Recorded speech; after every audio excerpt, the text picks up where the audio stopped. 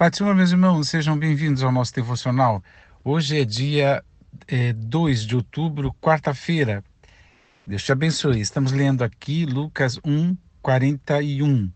Assim que Isabel ouviu a saudação de Maria, o bebê agitou-se em seu ventre e Isabel ficou plena do Espírito Santo.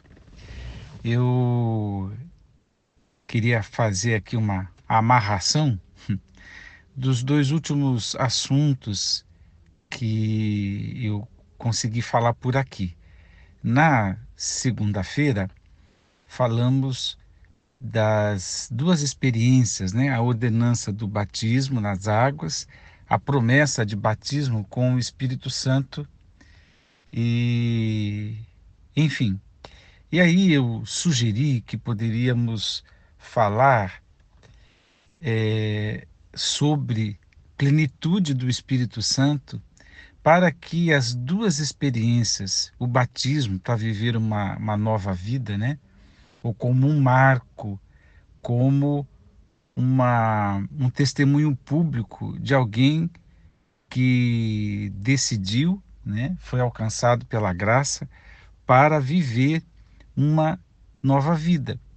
E de alguém que recebendo o dom espiritual, recebendo um batismo do Espírito Santo, agora passa a viver nessa dimensão. Então, tanto para viver uma nova vida, quanto para viver cheio do Espírito Santo, precisamos ser é, é, no gerúndio mesmo, se enchendo dia após dia, porque senão essas duas experiências ficam no passado, se tornam, portanto, históricas e não faz mais, nem que não faça sentido, mas talvez perca o brilho ou baixemos a guarda para esse novo momento. Então, como é que a gente continua vivendo uma nova vida? E como é que a gente continua numa dimensão espiritual? É quando somos plenos do Espírito Santo. Ontem falei, foi quase um desabafo, né, irmãos? Falei sobre essa questão de olhar para Israel na expectativa correta, né? E não fazer discurso de ódio, né? Foi o que eu quis dizer, não ser incoerente com a evangelização, porque a gente diz que Jesus mandou a gente pregar, mas aí celebra a morte de pessoas, não faz sentido. Que Jesus mandou que nos amássemos e que amássemos o próximo, mas aí que não falte fogo para Israel para matar pessoas, tal. Então é incoerente. Ok. Quando eu leio hoje esse encontro de Isabel, prima de Maria, mãe de Jesus, Isabel, mãe de João Batista, Maria, mãe de Jesus. A Isabel, a gente pensa que ela estava com 6 meses de gestação e Maria com 1 mês só. Quando Maria, porque o anjo falou, interessante que o anjo falou para Maria, né? Saiba também que Isabel, tua parenta, a gente chama aqui de prima, mas o anjo diz parenta, dará à luz um filho mesmo em idade avançada, sendo que este já é o 6º mês de gestação para aquela a quem julgavam estéril. Então, como o texto continua e diz, durante aqueles dias Maria preparou-se rapidamente em viagem. Então, por isso que a gente diz que ela estava, Isabel, com 6 meses de gestação. Quando Maria chega lá e chama a atenção de Isabel e vai cumprimentar Isabel, fazer a saudação, é o verso que eu anotei aqui hoje. O bebê agitou-se no ventre e Isabel ficou plena do Espírito Santo. É, é muito lindo essa passagem. E aí, uma das possibilidades que um pregador uma vez falou para sermos plenos do Espírito ou nos enchermos do Espírito é a gente ter essa prosa cristã. Ou seja, Maria carregava com ela uma obra no seu ventre, a sombra do Altíssimo cobriu a Maria, o que estava sendo gerado dela era do Espírito Santo, portanto, uma obra. Isabel tinha no ventre dela um profeta. Não era uma obra do Espírito Santo, era filho de Zacarias mesmo. No entanto, Isabel era de idade avançada, né? E então também era um milagre. Claro que não é o mesmo, não é o mesmo milagre, mas era também algo impossível, porque porque Isabel era de idade avançada. Quando elas se encontraram, as duas tinham uma obra divina, né? Dois milagres, ainda que distintos, no seu interior. E aí a gente pode simbolicamente dizer que nós temos a obra do Espírito no nosso interior, que não tem a ver com gestação de crianças, mas que tem a ver com aquilo que o Espírito Santo trabalhou no nosso íntimo. Então há em nós uma obra espiritual, há em nós mudança de valores, mudança de destinação. Até o nosso jeito de falar foi alterado. Essas coisas que se exteriorizam é porque a obra no mais íntimo de nós foi operada, né? É uma mudança de coração. Lembra daquele hino que cantávamos 10, 15 anos atrás, né? De vez em quando alguém ainda canta.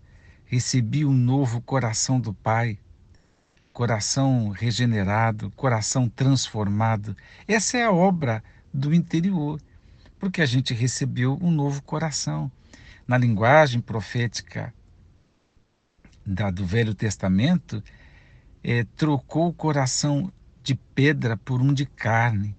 O que significa essa expressão tão contundente? Nós passamos a ser sensíveis ou ganhamos, né, pela graça divina, uma sensibilidade da qual a gente pode interagir. Olha só o que eu vou dizer: ouvir, interagir, sentir a presença do Espírito Santo, interagir com o Espírito Santo, ter comunhão com o Espírito Santo, de maneira que o nosso interior foi iluminado, a nossa consciência foi purificada, iluminada, o nosso coração foi pacificado, a nossa alma foi iluminada, o nosso espírito foi vivificado. É uma obra tremenda no nosso íntimo. E o encontro de dois crentes que têm a mesma experiência só pode resultar em ser pleno do Espírito Santo. Ou seja, o encontro de crentes, quando começam a falar de Jesus, quando começam a falar as coisas de Deus, só pode resultar em louvores a Deus, ações de graças a Deus, mas com certeza esse encontro e nesta prosa seremos cheios do Espírito Santo. Na experiência aqui das duas, Isabel, o texto deixa claro, ficou plena do Espírito Santo. E por que a gente sabe que Maria ficou plena do Espírito Santo? Porque se você continuar aqui a leitura, você vai ver que a partir dos versos 46 até, deixa eu ver até onde vai, 55, 46 a 55, tem um cântico de Maria. Esse cântico é porque ela era salmista, porque ela era levita, porque que nada. Ela foi plena do Espírito Santo. Este que agora chamamos de magnificar. Esse cântico é porque ela foi plena do Espírito Santo. Engrandece minha alma ao Senhor, e o meu espírito se regozija em Deus, meu Salvador. Aí ela passa a falar coisas até proféticas, né? Da obra de Deus. Então as duas foram cheias do Espírito Santo. Então, o que é o encontro dos crentes, senão uma oportunidade de vivificar, de despertar aquela obra lá atrás do batismo, a decisão e uma vida nova, como também manter-se, né, naquela dimensão espiritual, né, enfim, de viver de braço dado com o Espírito Santo, entenda isso. Bom, eu disse que ia linkar com o assunto de ontem. Então, quando há esse encontro, Maria canta aqui e ela evangeliza. Ah, ontem, conversando, porque eu mandei o áudio de ontem para um amigo descrente, que se diz ateu, mas eu estou crendo que ele vai se converter. Mas mandei o áudio e fiz um trocadilho de palavras. Eu disse: olha aqui o meu discurso de ódio contra o ódio do discurso de alguns crentes, né? E mandei para ele, falei: o que você acha disso, tal. Ele ouviu, tal. Quando foi de noite, ele disse assim: eu percebi que você também vive numa bolha. Eu falei: como assim? Ele falou assim: pelo jeito você não tem contato com pessoas que falam essas coisas, tanto que você gravou tudo aquilo lá porque para você foi tipo de uma surpresa. Eu digo: de fato, ele falou assim: mas nós. Então ele foi uma voz que representa os de fora. E essa voz não pode ficar muda, não para nossa consciência. Ele disse assim: mas nós que estamos na internet o tempo todo, que vemos, o que mais tem são esses discursos de ódio da parte de crentes. Eu falei: como assim? Ele falou assim: o que mais tem? Aí uma outra amiga que ouviu a conversa falou assim: olha, Osmarzinho, me chamou assim: Osmarzinho, você é um em 1 milhão, porque a maioria só detona.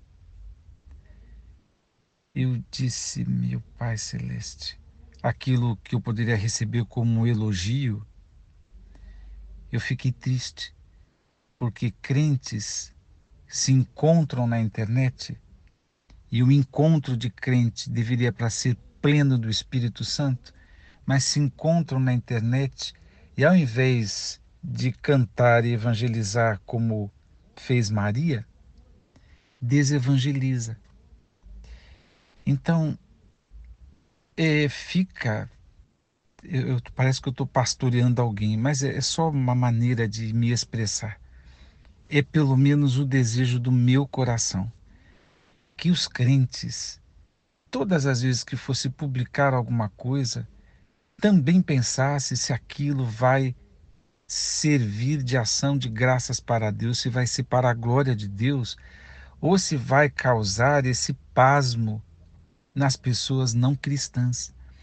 Então, a gente precisa lembrar sempre que as pessoas não cristãs estão lendo, ouvindo, né? As nossas postagens e os nossos comentários. E aí, para muita gente, o efeito é desevangelizador. Então, quem somos nós e qual é o nosso papel? Nosso papel não é de evangelizar, e muitas vezes não fazemos por um monte de desculpa. Então, como é que pode sermos nós, tudo entre aspas, incompetentes no evangelizar, porque damos muitas desculpas, mas completamente competentes para desevangelizar com as publicações que fazemos. Então, e comentários também, né? Deus nos ajude, que o nosso encontro com crentes sejamos cheios do Espírito Santo.